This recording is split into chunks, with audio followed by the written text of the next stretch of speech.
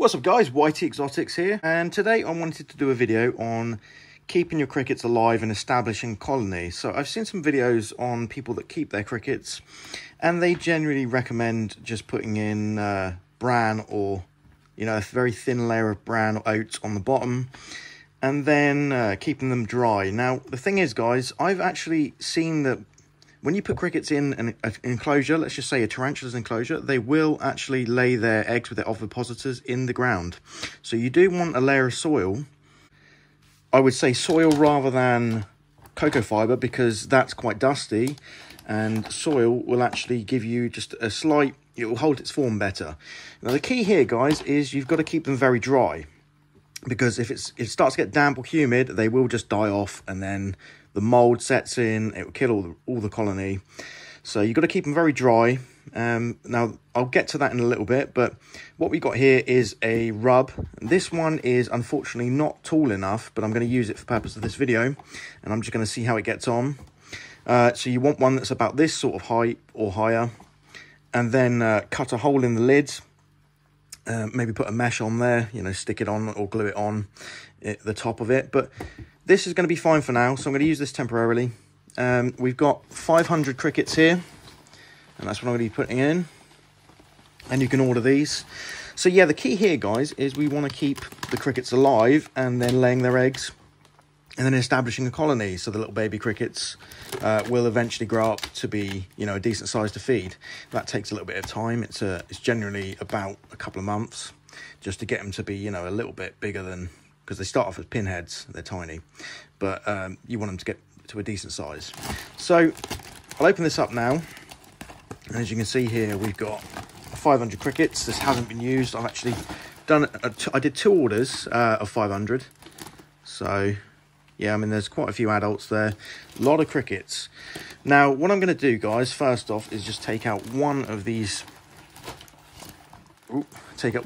egg crates that it comes in. In fact, actually, it's just a doubled over one, so we're going to use that.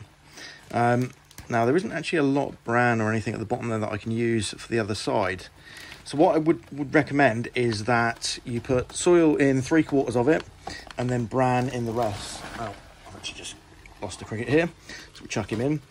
So yeah, what we're going to do, I guess for the time being, I could just use the whole thing as soil, and as long as we keep it dry, it should be fine. So just quickly put the rest of that in.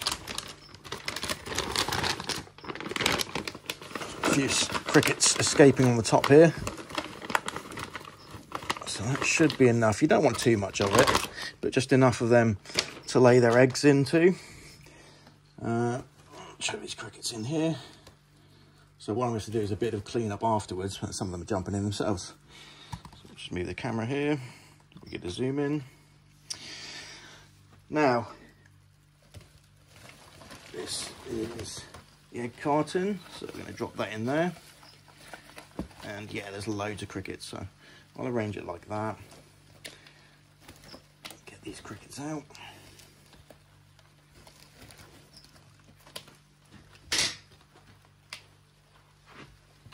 That's funny because they're actually just jumping from the bag into the box, which is what we want.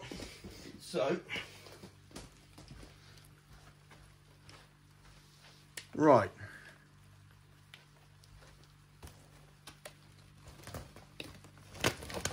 That's all the crickets that are on the side of the bag. So that's going to do now to demonstrate the rest of this video. So I'll just close this bag for a minute, get the rest of those afterwards. So yeah, a lot of people just recommend keeping them in, you know, a rub or something like this on bran, and then what will happen is the crickets will never self-perpetuate because the bran's too thin a layer, so the eggs will die off. Close this back up for now. Right, now on to the next thing, guys. What we're going to do, I've actually got some dry pellets that I will be putting in here for them to eat, and I'll show you what that is now.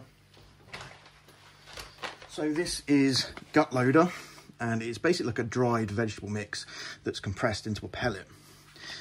So remember, as I said, the key is to keep them dry, because if it starts to get humid and moist, they will die off. Now, just going to grab a handful here, and I wouldn't recommend putting them in a dish. I've seen people use dishes. Unless it's very shallow, the crickets will not be able to find it. So you want it to be very shallow and on the floor so they can get to it. Now, what if I've got one available? Let's have a look. So that's actually quite a shallow dish there. I could probably use that.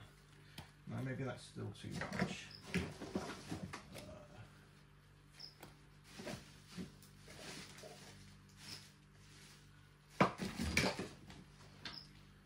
Right, okay, that's pretty much the most shallow dish that I've got, and it's just a small container. So anywhere like a Chinese restaurant or something like that should have something like this that they keep like sauce and stuff in, and then just sterilize it. Now, put this in the top corner here, and I should be able to bury that a little bit. See, this is the advantage of actually using the soil, is that now you can bury it and it's level so the crickets can get into it. So, there we go. All right, guys, now with the soil, like I said, cocoa fibre is not going to be good enough. It will work, but it's very dusty and doesn't hold its form as well, whereas this stuff sticks together. So this is called Spider Life, and there is actually a blend for tarantulas by different companies. So just, you know, shop around and any of those should do. Let's chuck this on the side here. Now, as you can see, even though this is quite shallow compared to what I've recommended, none of them are jumping out. So, you know, as long as you're quick with the tongs and that, you're going to be able to get your crickets very fast. And it's actually got holes in it here on the side and on this side. Now, I may put some in the lid, but it may not need it. I guess you're just making sure that it doesn't get humid, and you'll know because there'll be a build-up of moisture around the sides. So the other thing, guys, is we definitely want to make sure they get gut loaded. Now, I'm going to get some veg. I think I'm just going to get some from outside. I actually use dandelion leaves, which is what my tortoise eats.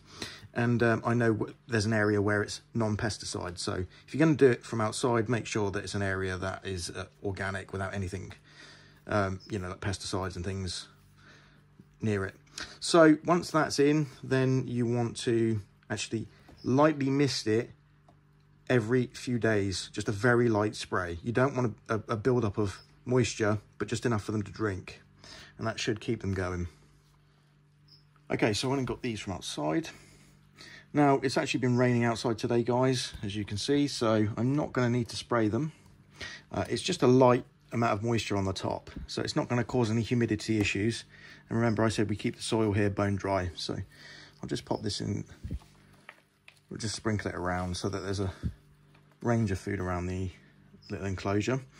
I actually do grow my own baby tomatoes, and I find these are actually a successful food item because you don't need to moisten them. You know, you don't need to spray anything then. They can get their moisture from this. Now, I wouldn't use big tomatoes. If you do, just very thinly slice them and keep an eye on it, because those are likely to actually produce mold after a few days. So a small amount like this is just going to get eaten very quickly, and they'll get their moisture needs. And that's very important, that if you're keeping them dry like this, you do need to give them moisture or they will die off.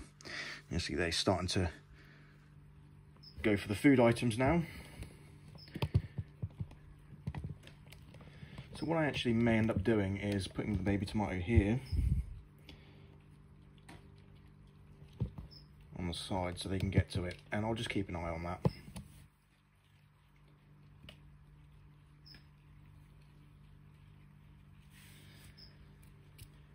Now, you do want to offer them a good range of food, so you definitely need a mixture of veg and some other kind of pellets. I would recommend, well, I've seen Dave's Little Beasties, he recommends using chicken pellets. Now, that's a good option, but I actually have cats, and I will put cat food in dry on the side here. So I'm going to do that now. I'm going to get some cat food, and we'll mix that in.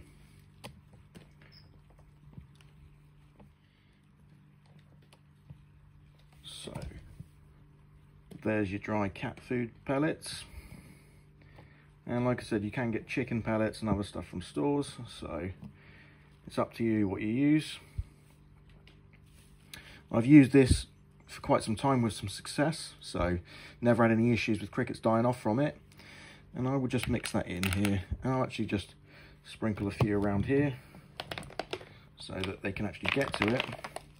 Because the thing is, you're kind of betting on the fact that the crickets will all go here and find the food items. And as you can see, none of them have actually gone in there yet.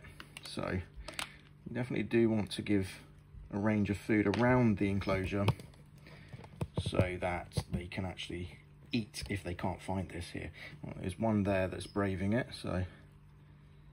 Now what I may end up doing, guys, is putting a rock or something in here so that there's a platform for them to get in and out. They can get out on their own, but it just would seem to be the logical thing to do. So I'm just letting some more of these crickets in here now, guys.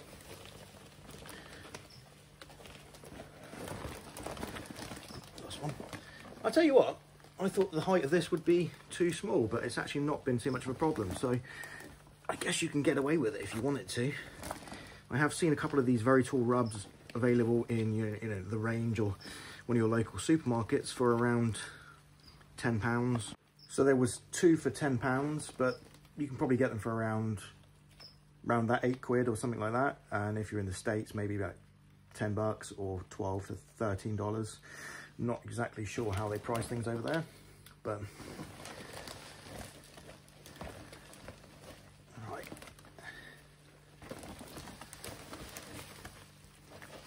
You have a nice range of sizes here. What you're looking for really is the male ones. Now, one thing I want to mention, guys, is you can get 2 kinds of crickets, and I would always recommend going for the silent ones if you could, just because of how noisy 1,000 crickets can be. It won't be 1,000, it'll be the proportion of males that you get, but it's still going to be maybe a couple of hundred or more any one time. So yeah, just definitely go for the silent crickets. And